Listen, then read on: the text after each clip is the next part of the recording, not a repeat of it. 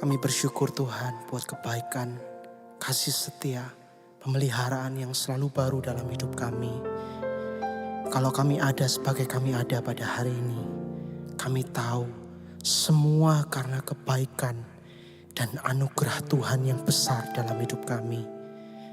Kami pun percaya Tuhan, saat kami bernyanyi dengan segenap iman kami, saat kami mengangkat tangan kami ke surga, Tuhan hadir, menyatakan kuasa dan pertolongan-Mu dalam hidup kami. Ini yang kami percaya, kami buka hati kami buat Engkau. Dalam nama Tuhan Yesus, setiap kita berkata, amin. Mari buka hati kita bersama. Tuhan, ku percaya rencana-Mu indah, walau saat ini tak ku mengerti.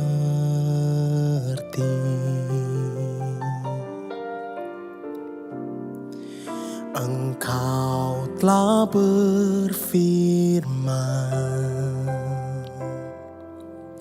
kan beri masa depan, damai sejahtera, penuh harapan.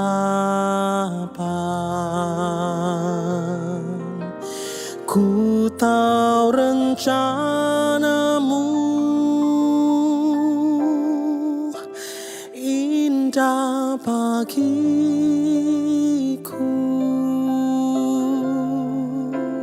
Ku tahu kehendak-Mu baik bagiku.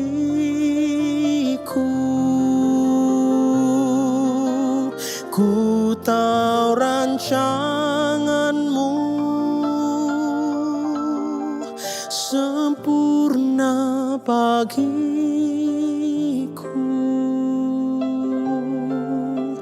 Ku tahu jalan-jalan-Mu yang terbaik bagiku. Mari sama-sama katakan, Tuhan, ku percaya rencana-Mu indah, walau saat ini tak ku mengerti.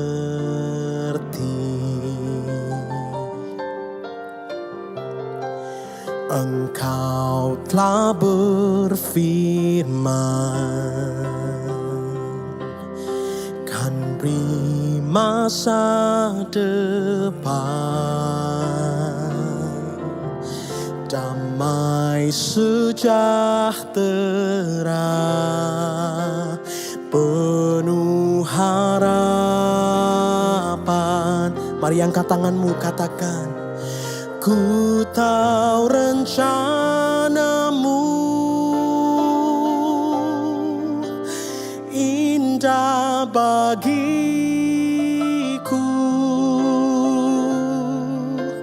Ku tahu kehendak-Mu baik bagiku.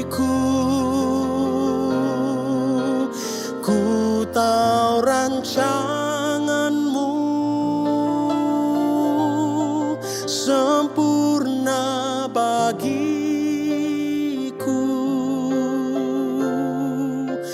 Ku tahu jalan-jalanmu yang terbaik bagiku. Segenap hatimu katakan, ku tahu rencanamu itu indah bagi kami, indah bagiku.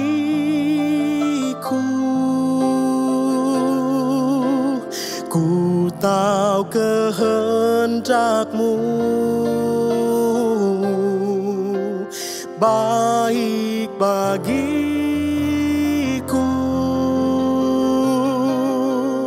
Ku tahu rancanganmu sempurna bagiku.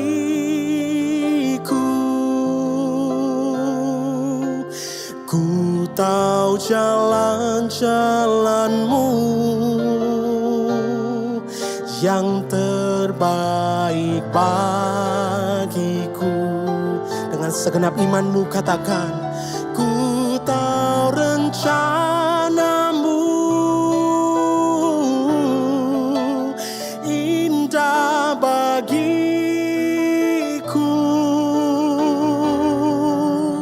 Ku tahu kehendakmu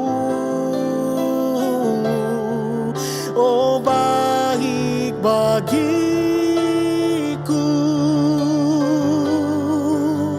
Ku tahu rancanganmu sempurna bagiku.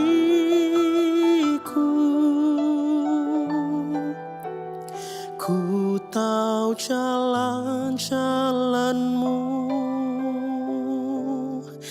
yang terbaik bagiku. Katakan, ku tahu jalan-jalanmu. Ku tahu jalan-jalanmu yang terbaik bagiku.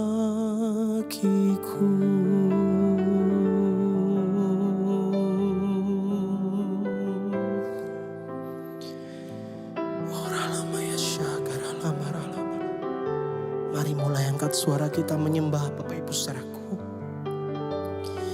Mari menyembah dengan muatan iman kepada Dia. Rancangannya yang terbaik buat engkau dan saya.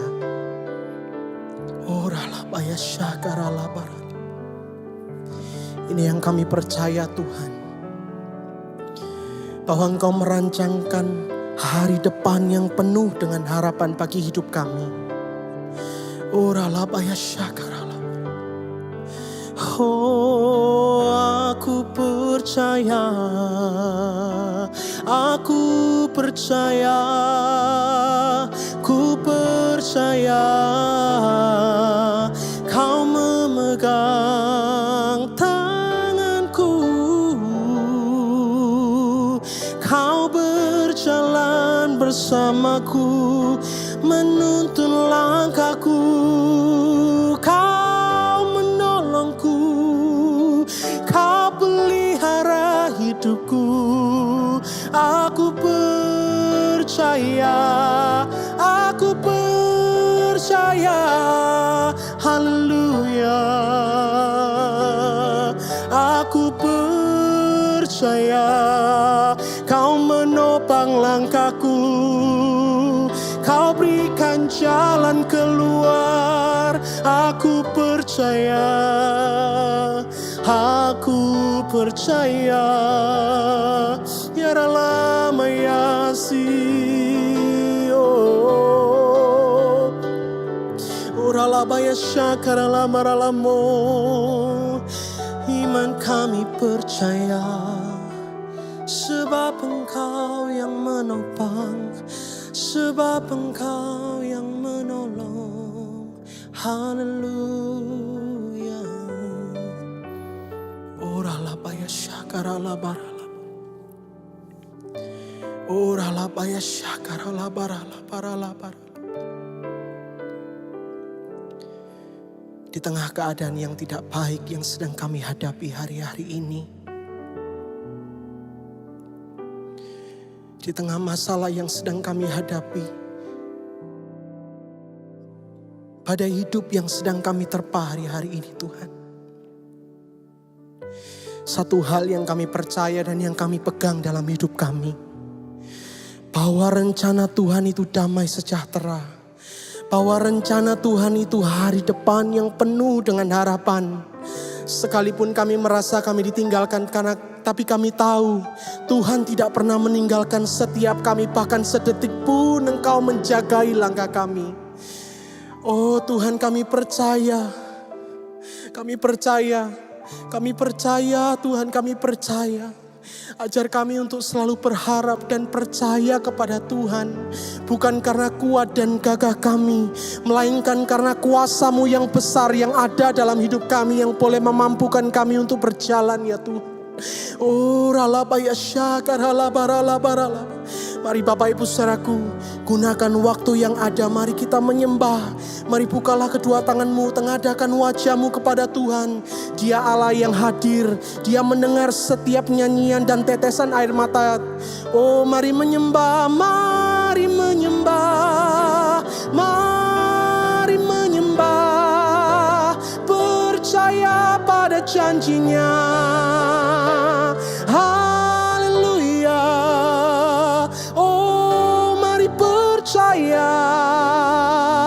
Dia berikan jalan keluar, Dia berikan pertolongan, haleluya.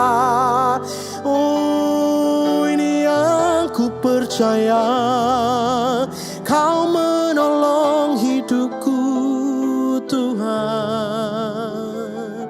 Ya ralama ya syakara baralamu. Aku percaya, aku percaya. Oralabaya syakara baralabar. Oralabaya syakara baralabar. Tidak ada lagi kekhawatiran dalam hidup kami. Tidak ada lagi ketakutan dalam hidup kami.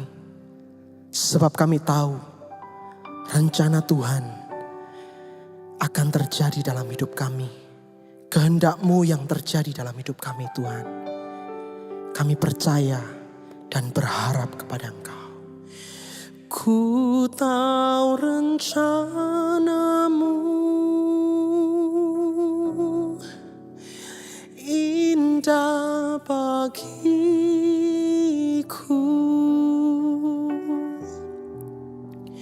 Ku tahu kehendak-Mu baik bagiku.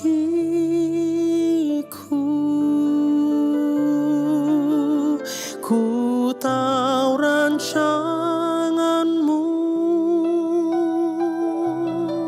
sempurna bagiku.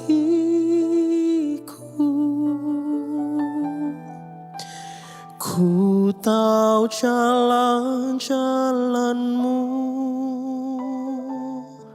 yang terbaik bagiku.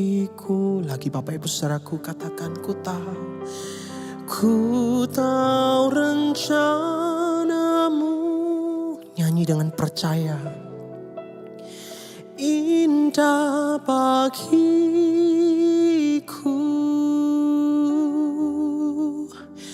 Ku tahu kehendak-Mu baik bagiku.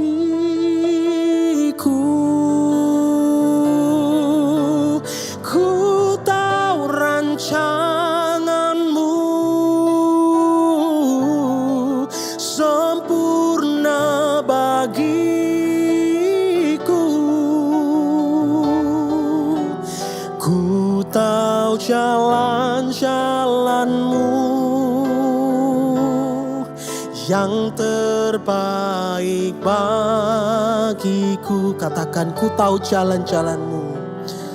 Ku tahu jalan-jalan-Mu yang terbaik bagiku.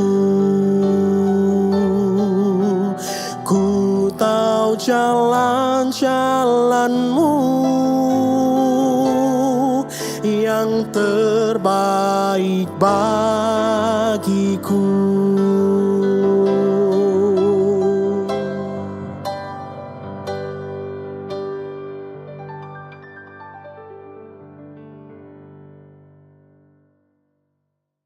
Mari kita tundukkan kepala, kita berdoa. Tuhan, terima kasih, mengucap syukur buat hari yang dahsyat, hari yang indah.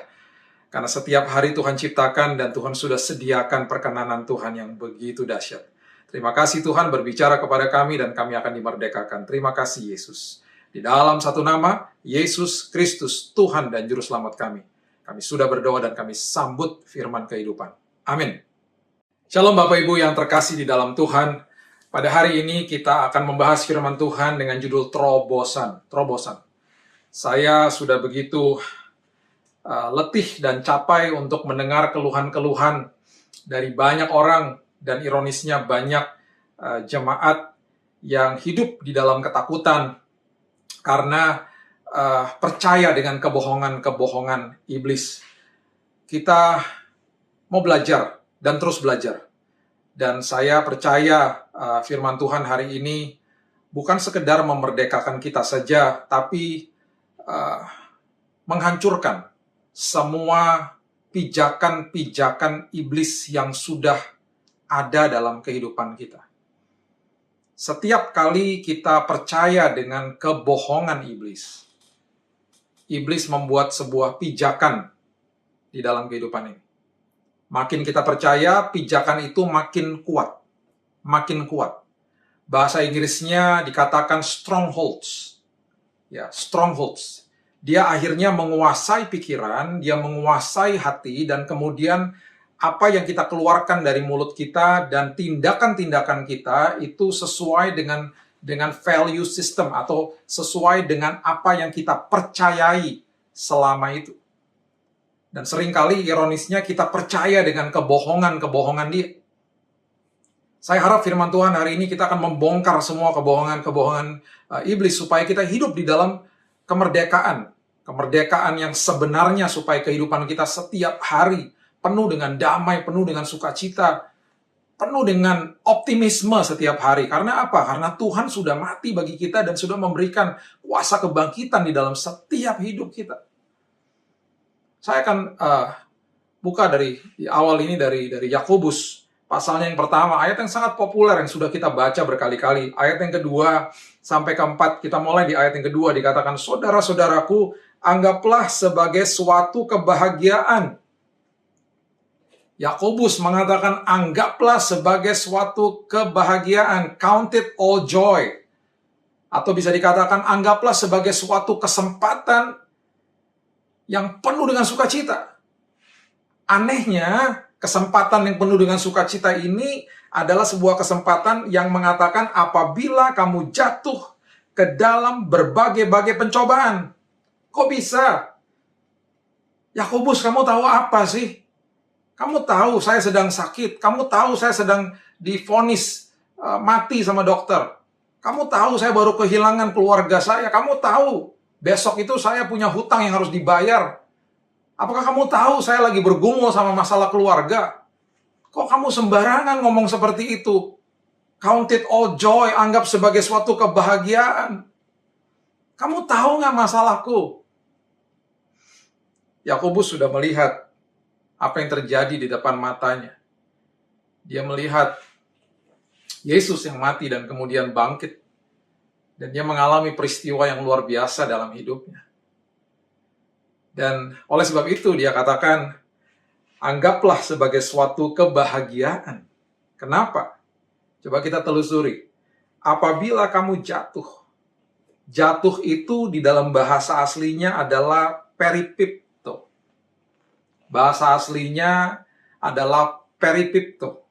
Bahasa Yunaninya peripipto itu berarti to fall into something that is all around light among you. light among you. Apabila kamu jatuh itu berarti mempunyai pengertian yang tiba-tiba. Dan jatuh itu mempunyai pengertian yang akan terjadi. Akan terjadi apa? Kemudian arti kata daripada peripipto itu adalah sesuatu yang ketika kita jatuh ke dalam lubang itu ada cahaya. Itu maksudnya, dia sedang membuat sebuah pengertian yang sangat dalam untuk kita mengerti ketika kita membaca ini, karena ini pergumulan setiap manusia. Berbahagialah engkau, anggaplah sebagai suatu kesempatan ketika engkau peripipto, ketika engkau sedang jatuh, ketika engkau tiba-tiba ada di sebuah lubang. Dulu waktu saya kuliah ada yang namanya pop quiz. Ada yang namanya ujian, ya. Kemudian ada yang namanya pop quiz. Ada yang namanya tes, ya. Atau yang namanya pop quiz. Kalau tes atau ujian itu biasanya dikasih tahu schedule-nya Bapak Ibu. Dikasih tahu. Dan kita mempunyai persiapan untuk belajar. Tapi kalau pop quiz itu artinya bisa tiba-tiba diuji. Bisa tiba-tiba diuji. Jadi berarti saya sebagai seorang mahasiswa pada saat itu harus terus mempersiapkan diri karena saya tidak tahu kapan pop quiz itu akan ada.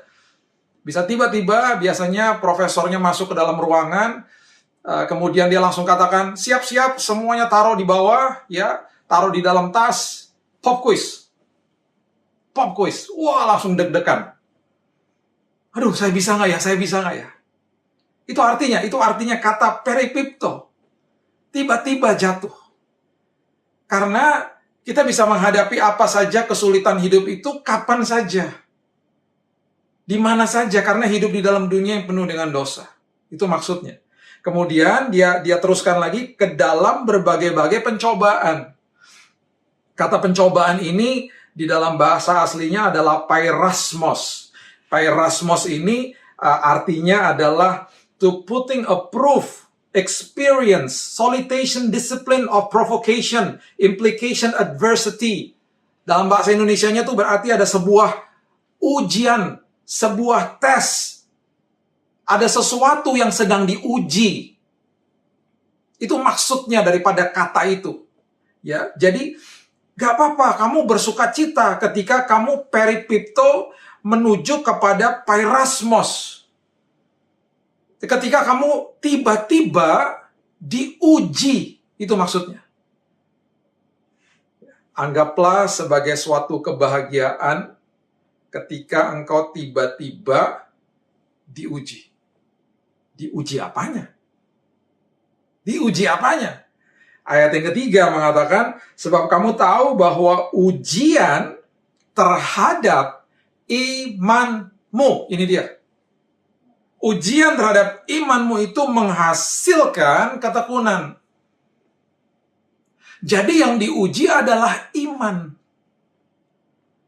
Jadi ketika ujian itu datang dengan tiba-tiba, yang diuji adalah iman kita yang sesungguhnya. Saya jelaskan lagi tentang pop quiz itu. Kalau kita tidak belajar, ya, kita tidak mempersiapkan diri setiap hari ketika saya masuk ke dalam ruang kuliah, alhasil saya akan tidak bisa menjawab pertanyaan di pop quiz itu. Tapi ketika setiap hari saya penuhi dengan hidup saya dan pikiran saya ini dengan pelajaran itu, ketika saya diuji tiba-tiba, saya pasti bisa jawab. Saya pasti bisa jawab. Nah, bedanya dengan sebuah ujian yang sudah ditetapkan, kita biasanya mempersiapkan diri kalau tahu ada ujiannya. Karena kita persiapannya itu sudah mepet-mepet, dan karena harus diuji, biasanya setelah ujian itu kita lupa. Kita lupa. Karena kita hanya belajar buat ujian yang sudah ditentukan. Nah, Yakobus menjelaskan ujian di dalam kehidupan ini pop quiz. Ujian yang tiba-tiba terjadinya. Dan dia katakan ketika engkau jatuh, ya, kata itu adalah ketika engkau jatuh ke dalam sebuah lubang itu, di dalam lubang itu ada cahaya. Ada cahaya Kristus yang luar biasa. Jadi tenang aja. Jadi ketika engkau tiba-tiba diuji, Kristus ada di situ. Itu maksudnya dia. Makanya dia katakan, berbahagia aja. Kamu berbahagia aja. Karena ini kesempatan, ya, ketika kamu tiba-tiba diuji, kamu masuk ke dalam sebuah ranah ujian ini, Kristus ada di situ, kamu akan berjumpa dengan dia, kamu akan mengalami Kristus dengan lebih dalam lagi. Dan kata ujian yang ada di ayat ini adalah menguji betul-betul suasana hati, pikiran, dan Alkitab mengatakan dengan lebih lagi imanmu. Imanmu. Apakah betul-betul imanmu sudah siap? Jadi kita nggak bisa hanya siapin iman sekali-sekali aja. Nggak bisa. Nggak bisa. Karena yang terjadi adalah ujian yang tiba-tiba. Makanya iman itu harus dipersiapkan dengan matang setiap hari.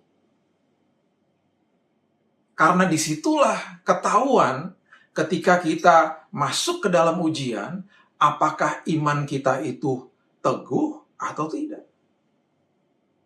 Di saat itu iman kita yang sebenarnya kelihatan. Kelihatan. Makanya persiapan iman, meneguhkan iman itu setiap hari. Iman timbul dari pendengaran akan firman Allah. Berarti setiap hari. Makanya jangan terus dimasukin sama berita negatif. Saya sudah katakan berkali-kali, pintu gerbang hati adalah mata dan telinga. Kalau kita nggak jaga pintu gerbangnya, input menentukan output. Apa yang masuk menentukan output. Jadi, Bapak Ibu, ujian terhadap iman kita itu, ayat 3 mengatakan menghasilkan ketekunan. Ya, menghasilkan ketekunan. Kemudian dilanjutkan di ayat yang keempat, dan biarkan ketekunan itu ketika sudah mulai develop ketekunan, sudah mulai ada progres gitu ya, karakter sudah mulai bertumbuh ya, jangan stop. Jangan stop. Biarkan ketekunan itu memperoleh buah yang matang. Buah yang matang supaya kamu menjadi sempurna dan utuh dan tidak kekurangan suatu apapun. Karena nanti ada level yang baru lagi yang Tuhan akan bawa kita. Tapi di level yang sebelumnya kita harus selesai tuntas dulu. Jadi kalau orang itu mau sehat biasanya pergi ke gym, ya. Jangan tinggalkan gymnya. Itu maksudnya exercise sampai selesai. Di exercise sampai selesai. Lakukan sampai selesai. Sampai matang buahnya. Kalau di kelas, jangan tinggalkan kelas. Jangan bolos dari kelasnya. Ikuti sampai selesai. Itu maksudnya supaya buahnya matang. Jangan ambil jalan pintas, itu maksudnya. Jangan cari jawaban kemana-mana. Terus di dalam jalur dan kebenaran koridor ketaatan akan firman Tuhan. Itu maksudnya. Kemudian di ayat yang kelima dengan jelas dikatakan, tetapi apabila di antara kamu ada yang kekurangan hikmat. Ya, jadi kalau masuk ke dalam sebuah ujian, kemudian pasti bingung harus melakukan apa gitu ya. Minta hikmat ini sama Tuhan. Jadi dikatakan, tetapi apabila di antara kamu ada yang kekurangan hikmat, hendaklah ia memintakannya kepada Allah, yang memberikan kepada semua orang dengan murah hati dan dengan tidak membangkit-bangkit, maka hal itu akan diberikan kepadanya. Pengetahuan itu bisa kita raih dari mana saja, dari siapa saja, itu pengetahuan. Kalau hikmat nggak bisa, Bapak Ibu, hikmat harus minta sama Tuhan. Percuma memiliki pengetahuan, percuma memiliki banyak pengetahuan kalau tidak ada hikmat. Banyak orang yang pandai, banyak orang memiliki pengetahuan, tapi karena nggak ada hikmat, dia tidak bisa mengaplikasikan pengetahuannya di dalam waktu yang tepat, di dalam sebuah tempat yang tepat, di dalam sebuah keputusan yang tepat akhirnya. Karena tidak ada hikmat. Jadi, betul harus punya pengetahuan. Tetapi nggak bisa bersandar kepada pengetahuan kita sendiri. Kita harus minta hikmat, Tuhan, di dalam ujian seperti ini, aku harus bagaimana? Karena kita pasti akan mengalami ketakutan yang dibuat-buat sama iblis selalu di depan kita. Jadi kita harus bertanya sama Tuhan, Lord, what should I do? Aku harus bagaimana, Tuhan? Aku harus bagaimana? Ya. Nah, firman Tuhan dengan jelas mengatakan bahwa di Yohanes 8 ayat 32 dikatakan, kamu akan mengetahui kebenaran, kebenaran itu akan memerdekakan kamu. Kalau kita terus bertanya kepada Tuhan, kita masuki hidup kita dengan firman kebenaran, kebenaran memerdekakan kita. Sebaliknya, kebohongan iblis akan membelenggu kita. Kebohongan iblis akan membelenggu kita. Itu makanya yang saya dengungkan setiap kali di dalam khotbah-khotbah saya. Jangan berikan kesempatan kita dibohongi iblis. Jadi rugi sendiri kitanya. Jadi rugi dan sangat rugi akhirnya. 1 Petrus 5 ayat yang ke-8 dikatakan, sadarlah dan berjaga-jagalah. Lawanmu si iblis berjalan keliling sama seperti singa yang mengaum-ngaum dan mencari orang yang dapat ditelannya. Lawanmu si iblis. Ya, jadi firman Tuhan dengan jelas katakan sadar. Habis sadar, kamu harus berjaga-jaga. Sadar dan berjaga. Berjaganya kenapa? Karena kapan saja si iblis ini akan mengganggu kita, dan Alkitab dengan jelas mengatakan dia berjalan keliling sama seperti singa. Berarti dia bukan singa. Karena sama seperti singa. Iblis suka niru, Bapak Ibu. Singa Yehuda, yaitu Yesus Kristus itu sendiri, ditiru sama dia. Tapi dengan ranah atau dengan tujuan untuk menakuti manusia dan membohongi manusia. Dia meniru dan dia memutarbalikkan kebenaran. Selalu begitu. Dia bukan singa, seperti singa. Makanya kita seringkali, kerap kali ketakutan. Makanya Alkitab sudah memberitahu kita, sudah warning kita. Hati-hati loh, nanti kalau dia datang, seolah-olah memang tampangnya itu seperti singa. Tapi dia bukan singa. Dia seperti singa. Kemudian apa yang dilakukan? Dia akan mengaum-ngaum karena dia nggak bisa apa-apa yang lain. Ya, karena hidup kita sudah dimiliki Roh Kudus. Dia hanya bisa mengaum-ngaum hanya di pikiran. Nggak punya akses ke dalam hati. Makanya the mind is a battlefield. Dia selalu mengaum-ngaum hanya mengganggu pikiran. Makanya bayangkan kalau pikiran kita diisi sama kebenaran. Pikiran kita mengerti ketika saya masuk ke dalam sebuah ujian, saya harus bagaimana. Kita dari situ saja sudah menang. Kita nggak akan gampang ketakutan. Itu yang saya katakan berkali-kali. Takut itu normal. Tapi jangan hidup di dalam ketakutan. Itu yang nggak boleh. Takut, semua manusia pasti mengalami takut. Karena kita manusia punya perasaan, tapi jangan hidup di dalam ketakutan. Kemudian dikatakan dia mencari orang yang dapat ditelan, berarti ada orang-orang yang tidak dapat ditelan. Saya percaya yang menonton khotbah ini pada hari ini adalah orang-orang yang tidak dapat ditelan dengan kebohongan dia. Tidak dapat ditelan. Karena apa? Karena kita sadar dia hanya seperti singa yang mengaum-ngaum. Nggak ada apa-apanya. Itu yang terjadi sama Simson. Hakim-Hakim 14 ayat yang kelima firman Tuhan katakan begini.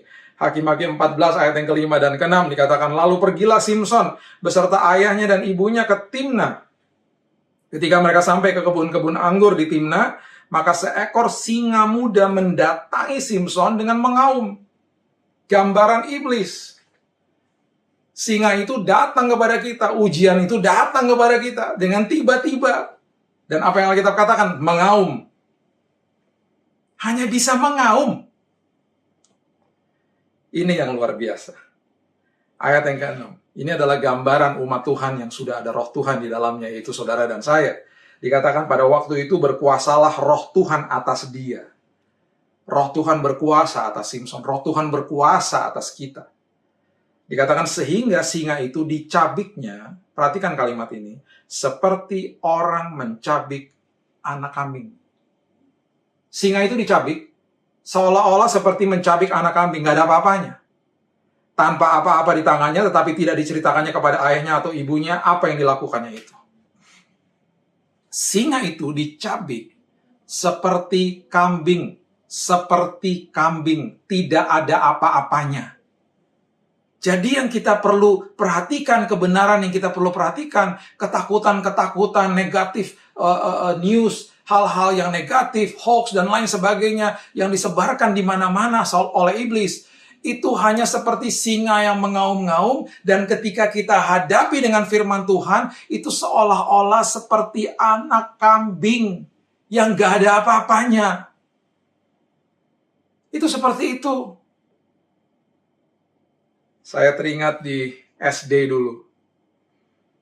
Saya diganggu, dibully sama seorang teman yang lebih pendek dari saya tubuhnya. Saya waktu itu lebih besar dari dia dan dia lebih pendek dari saya. Setiap kali saya dibully sama dia, saya diam. Saya diam. Dan memang karena diam itu karena saya takut. Tapi kemudian teman-teman saya pada datang kepada saya bilang gini, Bill, badan kamu tuh lebih besar, Bill. Kamu kalau diganggu sama dia, kamu lawan dong.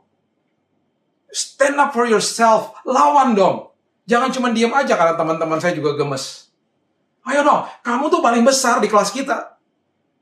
Kamu yang paling tinggi, paling besar, ayo lawan dong. Karena mereka juga takut. Satu hari ketika dia mulai bully saya kembali, saya teringat kata-kata teman-teman saya dan kemudian mereka ada di sekitar saya dan mereka katakan, ayo, kamu berdiri dan kamu lawan. Saya berdiri. Saya berdiri dan ketika saya lupa saya ngomong apa. Ketika saya labrak dia dengan kata-kata, saya tidak pukul, saya bicara dengan suara yang cukup keras. Dan saling tantang-menantang. Akhirnya dia mundur. Dan sejak hari itu dia tidak pernah ganggu saya. Seringkali ketika ada masalah yang iblis berikan, terlihatnya selalu mengerikan. Karena Alkitab sudah memberitahu kita. Ini yang saya mau ungkapkan kepada kita semuanya, untuk kita makin mengerti kebenaran firman. Tuhan terus mengungkapkan hal-hal yang penuh dengan kebenaran yang memerdekakan. Dia hanya seperti singa yang mengaum-ngaum. Kemudian ketika kita lihat kisah daripada Simpson, ketika Simpson mengoyakkan rahang daripada singa itu, seolah-olah seperti anak kambing. Gak ada apa-apanya. Bapak Ibu, selalu kita mulai sebuah tindakan atau sebuah respon kehidupan itu mulai dari pikiran. Ya, mulai dari pikiran. Oleh sebab itu, jaga pikiran kita. Jaga pikiran kita. Saya tahu pasti kita punya WhatsApp group, dan di WhatsApp group kita itu pasti ada 1-2 orang yang selalu setiap hari sangat-sangat suka dengan mengirimkan berita-berita yang negatif dan lain sebagainya. Dan itu sudah biasa. Saya beberapa kali kalau saya kenal dekat, saya tegur orangnya. Saya bilang, janganlah seperti itu. Banyak berita yang lebih baik yang bisa dikasih. Jangan termakan sama hal-hal seperti itu. Amsal 23 ayat yang ke-7 mengatakan, sebab seperti orang yang membuat perhitungan dalam dirinya sendiri, demikianlah ia. Whatever you think about yourself, that's the way you are. Sebab seperti orang yang membuat perhitungan di dalam dirinya sendiri, demikianlah ia. Jadi oleh sebab itu, setiap hari apa yang kita pikirkan akan menentukan tindakan, akan menentukan sikap kehidupan kita, menentukan masa depan kita. Ya. Jadi kita harus paham, seringkali iblis akan fabricate the evidence. Dia akan membuat kenyataan hidup itu kelihatannya menakutkan. Yusuf waktu dia dijual ya oleh kakak-kakaknya ke Mesir, bagaimana mereka memberitahu Yakub ayahnya supaya ayahnya itu mengerti apa yang terjadi. Mereka tidak mau ngaku bahwa mereka menjual adiknya ke Mesir. Yang mereka lakukan adalah mereka mengambil jubah daripada Yusuf, mereka memotong seekor kambing, mereka mencelupkan jubah itu di darah daripada kambing itu dan diberikan kepada ayahnya, seolah-olah anaknya itu dimakan binatang buas. Kejadian pasalnya yang ke-37 ayat 33 mengatakan, ketika Yakub memeriksa jubah itu, ia berkata, ini jubah anakku. Binatang buas setelah memakannya, tentulah Yusuf telah diterkam. Ini yang kita sering kali katakan, padahal itu berita bohong. Fabricate the evidence. Memutarbalikkan kebenaran.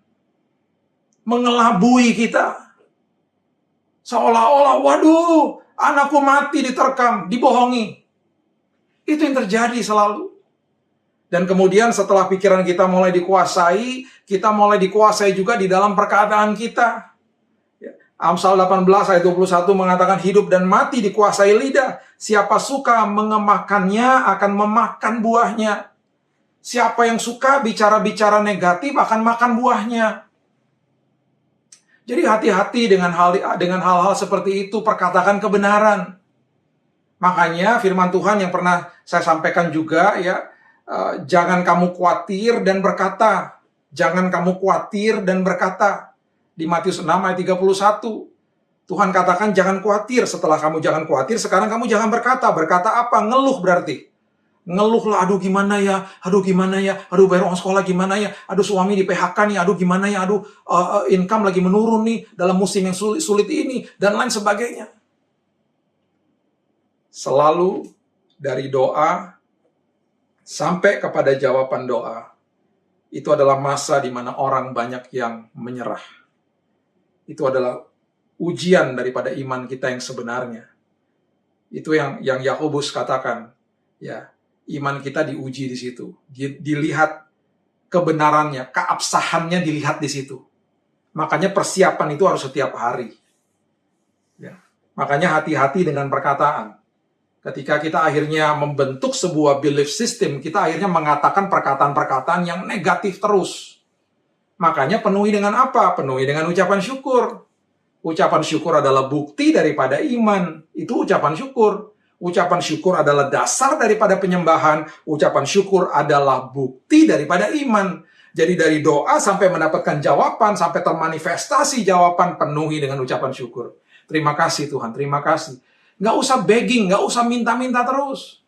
Cukup minta sekali sama Tuhan. Tuhan, aku butuh ini ya Tuhan. Udah, Tuhan udah tahu.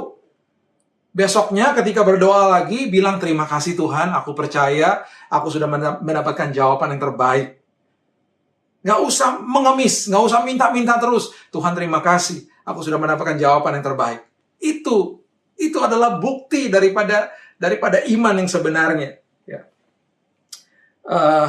Bilangan pasalnya yang ke-30, ya bilangan pasal yang ke-30. Ayatnya yang ketiga sampai yang kelima, ini sampai-sampai ditulis di Alkitab. Ada sebuah kisah yang mengisahkan ini.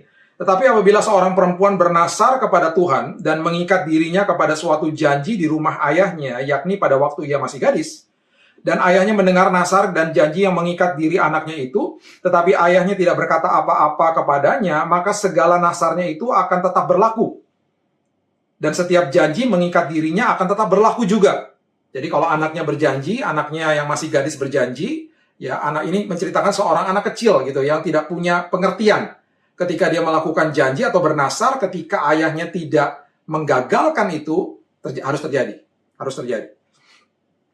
Harus berlaku. Ya. Tetapi jika ayahnya melarang dia pada waktu mendengarkan itu, maka segala nasar dan janji yang mengikat diri anaknya tidak akan berlaku. Dan Tuhan akan mengampuni perempuan itu sebab ayahnya telah melarang dia.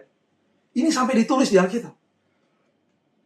Dengan kata lain, kata-kata itu bahaya.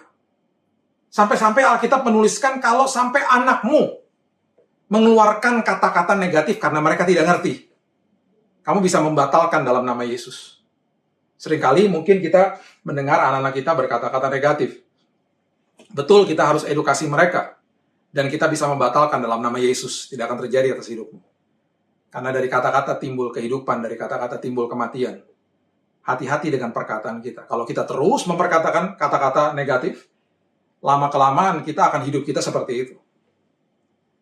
Kita mengutuki diri sendiri. Kita tidak percaya dengan kebenaran firman yang sebenarnya. Ya.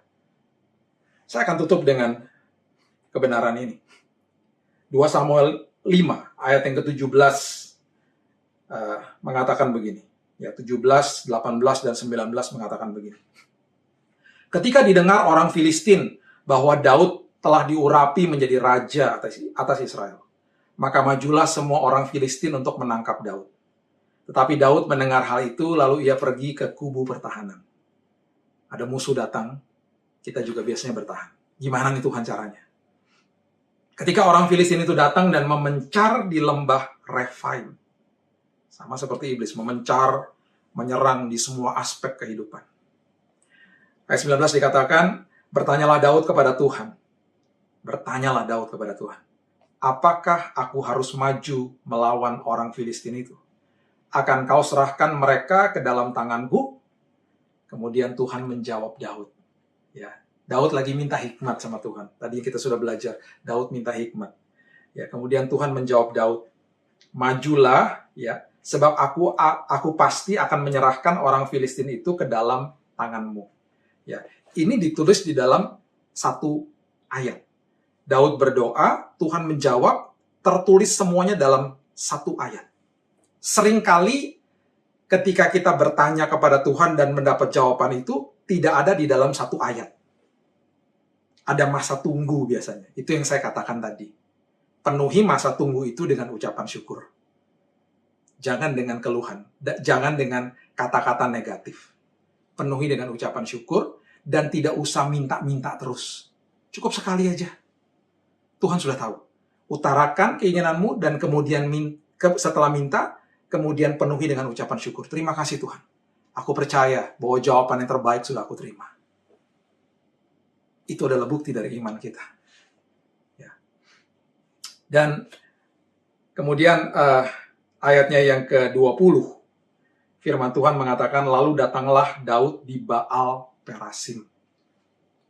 Baal Perasim adalah tempat yang diberi nama oleh Daud. Artinya apa? Sebentar saya beritahu kepada saudara. Dan memukul mereka kalah di sana. Berkatalah ia, Tuhan telah menerobos musuhku. Tuhan telah menerobos musuhku. Di depanku seperti air menerobos.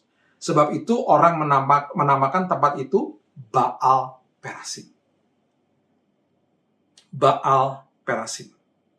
Ayat 21 dikatakan orang Filistin itu meninggalkan berhalanya di sana, lalu Daud dan orang-orangnya mengangkatnya. Baal adalah dewa orang-orang Filistin pada saat itu.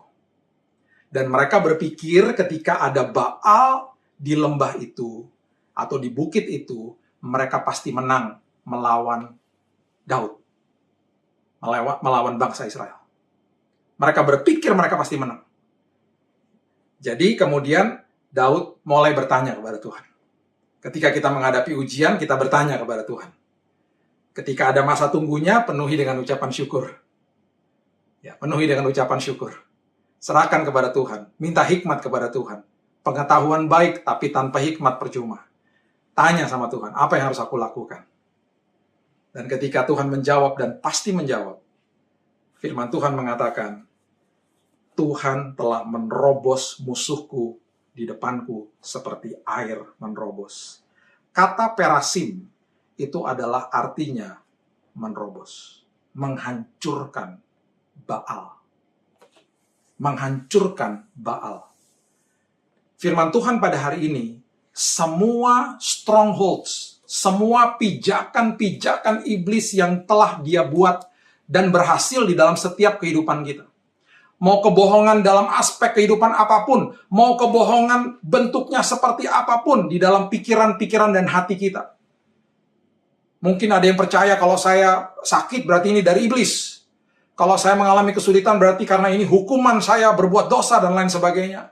Bahkan ada orang-orang yang masuk ke dalam ibadah mengatakan begini, Tuhan layakkan kami. Itu sebuah doa yang sebenarnya kurang tepat. Karena kita sudah dilayakkan ribuan tahun yang lalu. Jadi kalau masuk ke dalam sebuah ibadah, biasanya harusnya kita katakan, Tuhan terima kasih, aku sudah dilayakkan. Nah ini banyak kebohongan-kebohongan yang sudah dibuat sama iblis sebagai tempat pijakan. Mulai bertanya kepada Tuhan hari ini. Mulai minta hikmat daripada Tuhan hari ini. What should I do, Lord? Apa yang harus aku lakukan? Karena sudah ada Baal-Baal di dalam pikiranku.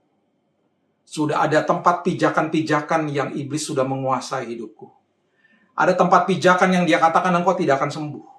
Dan aku percaya sama itu Tuhan. Ada tempat pijakan yang dia katakan kamu sakit karena keturunan. Dan aku percaya sama itu Tuhan. Ada pijakan-pijakan iblis, strongholds iblis yang mengatakan kamu tidak akan keluar dari masalah rumah tanggamu, akan hancur. Kamu tidak akan mendapatkan anakmu kembali, hutangmu tidak akan terbayar. Dan semua apapun kebohongan-kebohongan itu sudah menjadi tempat pijakan Tuhan. Hari ini, seperti air menerobos, seperti Tuhan menerobos, berikan aku hikmat. Supaya hari ini, dengan bangga aku bisa menamakan kehidupanku, menamakan momen ini, menamakan hari ini, bahwa hari ini adalah hari Baal Perasimku ya Tuhan, di mana hari ini semua pijakan dan kebohongan iblis dikalahkan dalam nama Yesus. Karena kebenaran itu menerobos, kebenaran itu memerdekakan, dan belenggu-belenggu itu dipatahkan dalam nama Yesus. Kesembuhan aku pasti terima walaupun aku belum lihat. Pemulihan rumah tanggaku pasti aku akan terima walaupun aku belum lihat. Dan aku akan penuhi masa tunggu ini dengan ucapan syukur. Karena itu bukti daripada imanku, itu adalah dasar daripada penyembahanku ya Tuhan. Dan hari ini aku dengan bangga katakan, dan aku menamai hari ini Baal Perasimku ya Tuhan. Supaya orang-orang bisa melihat bahwa kebohongan iblis dipatahkan, dihancurkan, diterobos oleh Tuhan. Terima kasih Yesus. Saya percaya firman Tuhan pada hari ini memerdekakan setiap kehidupan kita. Dan hadapi apapun di hadapan kita dengan satu keyakinan bahwa saya sudah menang. Mari kita berdoa. Tuhan, terima kasih, mengucap syukur buat firman Tuhan. Kami percaya Tuhan bahwa hari ini kami mengalami terobosan daripada Tuhan. Semua pijakan-pijakan iblis, stronghold, semua kebohongan-kebohongan yang sudah tertanam di dalam pikiran dan hati kami. Hari ini kami dimerdekakan. Hari ini kami dilepaskan belenggu-belenggunya. Hari ini Tuhan, kami menjadi manusia yang mengerti akan kebenaran firman Tuhan, dan kami mengalami terobosan di semua aspek kehidupan kami. Yang sedang sakit pada hari ini, kesembuhan sudah diberikan dalam nama Yesus. Pemulihan keluarga, pemulihan keuangan sudah terjadi dalam nama Yesus.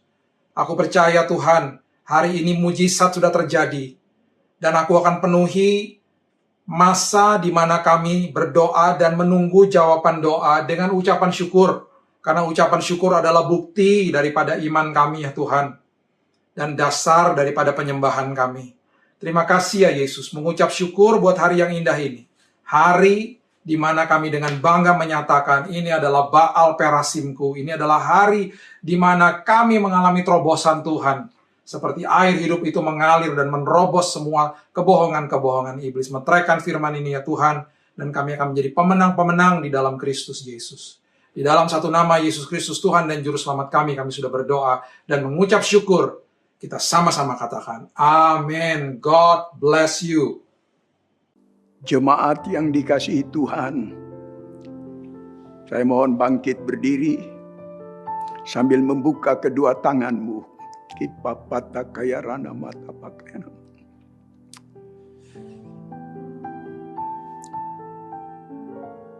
Dalam nama Yesus, terimalah anugerah rahmat daripada Aba Bapa, kasih-Nya dalam Yesus, kekuatan kuasa-Nya dalam Roh-Nya yang kudus, turun melimpah atas kita semua, menaungi, membimbing, menyertai, memberkati sepanjang hari ini. Maranatha, Yesus datang, bahkan sampai selama-lamanya. Dalam nama Yesus. Amin.